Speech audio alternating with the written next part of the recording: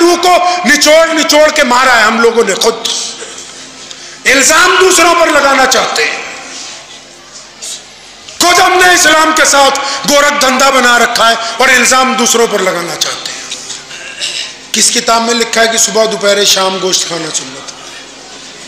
इस तरह खाया कि हमारा नाम गोश्त से जोड़ दिया आपने। अल्लाहु अकबर।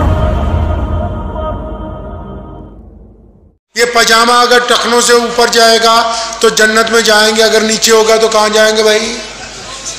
और पता है नहीं, और बोलो तो सही, अगर पजामा टखनों से नीचे हो तो बोलते हैं जन्नत। मैं जब मज़ार-ए-लूम में हज़रत मौलाना मुफ्ती आज़म मुफ्ती मुज़फ़्फ़र हुसैन साहब रहमतुल्लाह अलैह मेरे उस्ताद जी हैं, तो जब मैं पढ़ने के लिए गया पहले दिन, तो वहाँ बाहर खुमरान पुल के पास घूम रहा था, तो दो चार मिल गए जो मुल्ला जी को ही छेड़ते रहे सारा दिन, जिनका काम यही है। तो एक ने मुझे कहा कि वो मुल्ला तेरा पजामा नीचे को हो रहा, जहन्नुम में जाओगा। तो अब मैं भी डर गया, मैं कहा भाई, तो फटाफट पजामा ऊंचा कर लिया।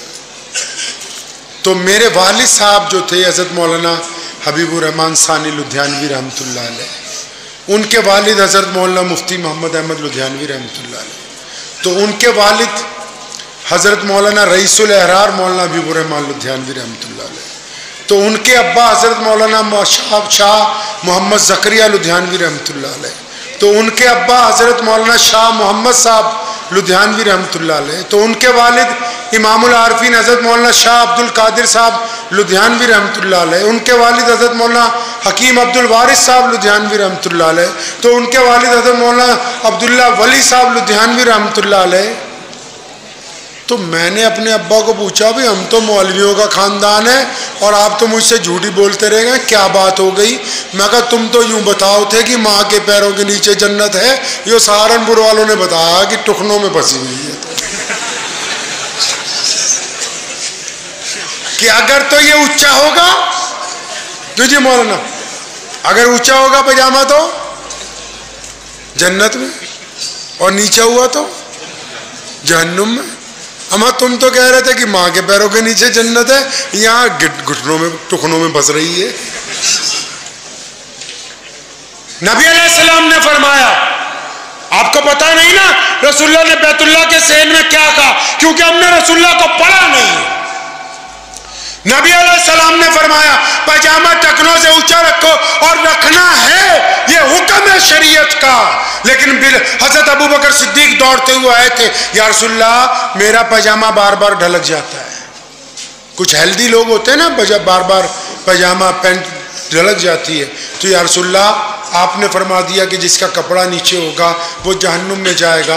या रसूलल्लाह मेरा पजामा बसा औकात खिसक जाता है, तो नबी अलैहिस्सलाम ने फरमाया अबू बकर तेरे लिए थोड़ी कहा है, तेरे लिए थोड़ी कहा है।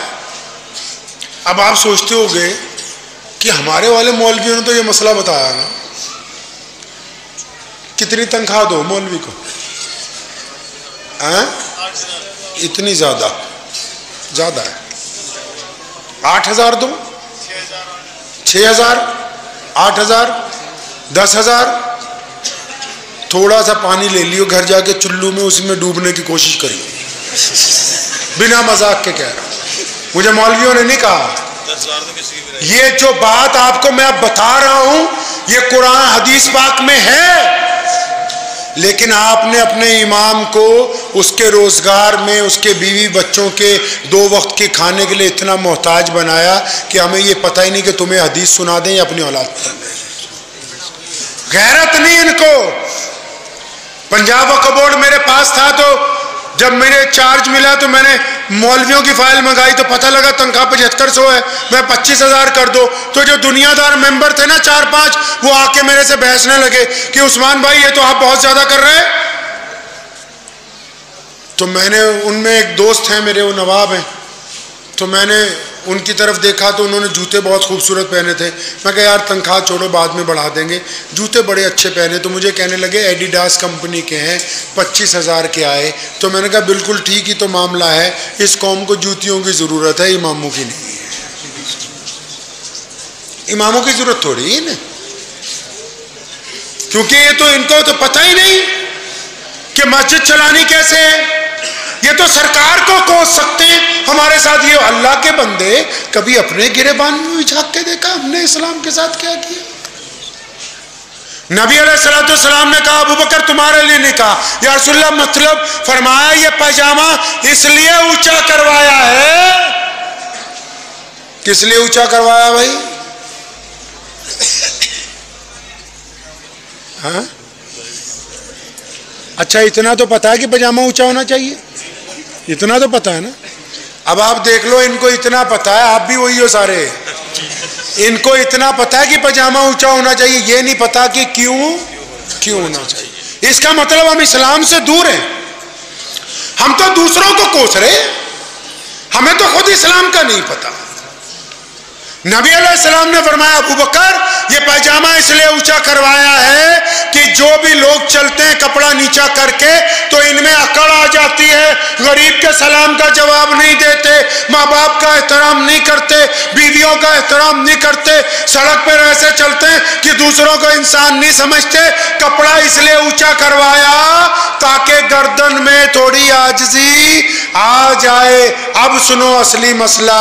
मुल्ला जी बहुत शौक है फतवे सुनने का, अब सुनो असली फतवा। अगर कोई 5 वक्त का नमाजी हो, उसने दाढ़ी रख रखी हो, बेहतरीन कपड़े पहन रखे हो, पजामा टखनों से ऊंचा हो और फिर वो चलता भी शरीयत के मुताबिक हो, लेकिन वो अपने बाप को सलाम ना करता हो, अपनी माँ से बदतमीजी करता हो, अपनी बीवी पे थप्पड़ मारता हो, अपने बच्चों को गाली देता हो, अपने पड़ोसियों पर जुल्म करता हो, राहगीर को रास्ता ना बताता हो, गरीब के मुंह में लुकमा ना डालता हो, अब ये बदबख्त पजामा टखनों की बजाय घुटनों पे भी कर लेगा तो इस्लाम को इससे कुछ लेना देना। रूह मर गई, बात खत्म हो गई, रूह मर गई, बात खत्म हो गई। हमने इस्लाम की रूह को निचोड़ के मारा है हम लोगों ने खुद। इल्जाम दूसरों पर लगाना चाहते हैं, खुद हमने इस्लाम के साथ गोरख धंधा बना रखा है और इल्जाम दूसरों पर लगाना चाहते हैं। दिमाग ही मोटा हो गया गोश्त खा खा के। हैं? मैं अभी कहीं गया, वहां जलसे में दे गोश्त, तो मैंने उनसे पूछा, मैं कहा कभी मौलवियों से पूछा कि खाना खाना कौन सा सुन्नत है? नहीं पूछा। किस किताब में लिखा है कि सुबह दोपहर शाम गोश्त खाना सुन्नत है? इस तरह खाया कि हमारा नाम गोश्त से जोड़ दिया आपने। ये जो आज पूरी दुनिया के साइंसदान कहते हैं मिलेट्स खाओ, मिलेट्स मोटा अनाज, सबसे पहले किसने कहा? किसने कहा मोटा अनाज खाओ?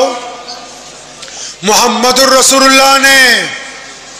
पूरी दुनिया कहती है कि वॉकिंग करने पर जाओ और रोज अपने घर से अपनी मस्जिद से औद पहाड़ तक कौन जाता है? अरे कौन जाता है रोजाना सैर करने? मुहम्मदुर रसूलुल्लाह जाते हैं। सारी दुनिया कहती है जिम ज्वाइन करो, और सबसे पहले घोड़सवारी की, कुश्ती की तरतीब किसने दी? मुहम्मदुर रसूलुल्लाह ने।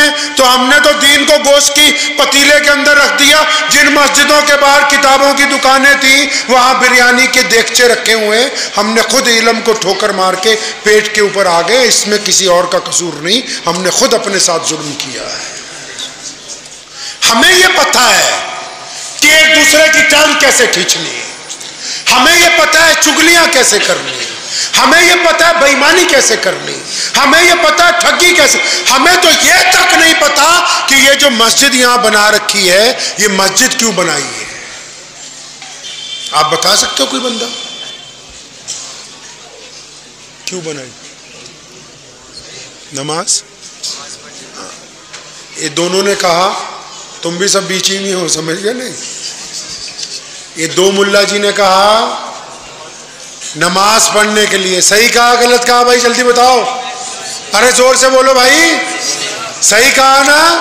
वो बोलो, डर क्यों रहे? सही कहा कि नहीं? मस्जिद किस लिए बनाई? नमाज।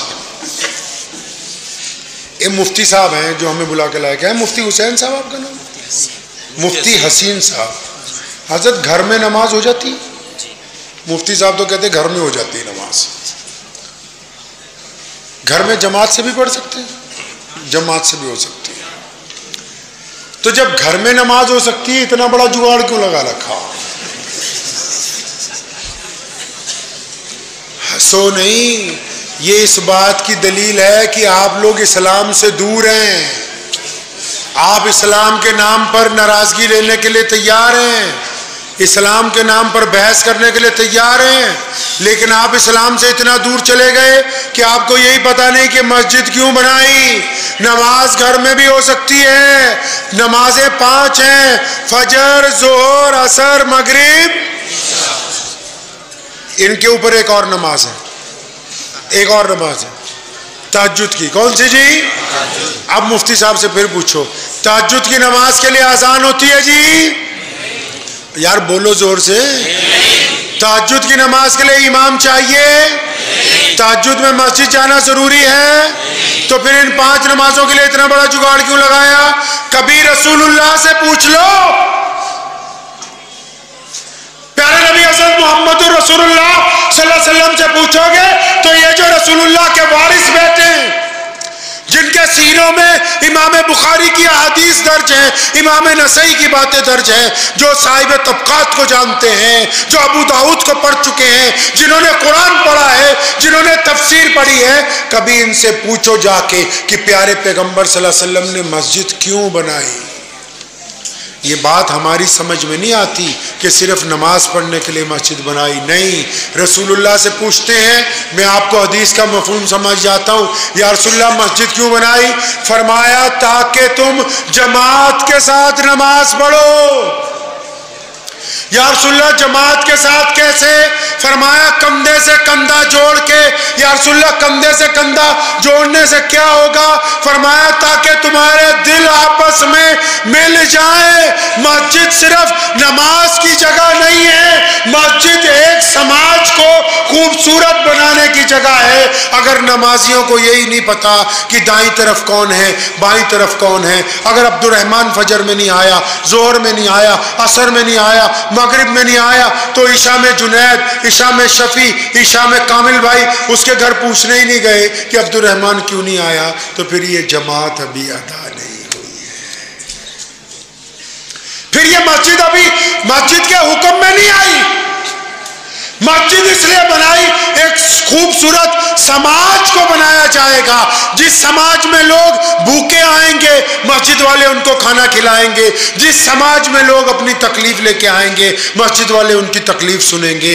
जिस समाज में कोई नंगा आएगा, मस्जिद वाले उसको कपड़ा लेके देंगे। जिस समाज में कोई दुख दर्द वाला आएगा, ये उसकी मदद करेंगे। मस्जिद इसलिए बनाई कि ये मजहब की ऐनक लगा के लोगों को नहीं देखेंगे, ये लोगों के साथ प्यार करेंगे, मोहब्बत करेंगे। अब तो मस्जिद में एक दूसरे पर लठ बजा रहे हैं। इसका मतलब नमाज पढ़ने की जगह बनाई, मस्जिद नहीं बनाई। मुझे उम्मीद है कि आपको ये वीडियो पसंद आई होगी। अगर पसंद आई हो तो ये आप अपने दोस्तों के साथ शेयर करें और इस चैनल को सब्सक्राइब जरूर करें।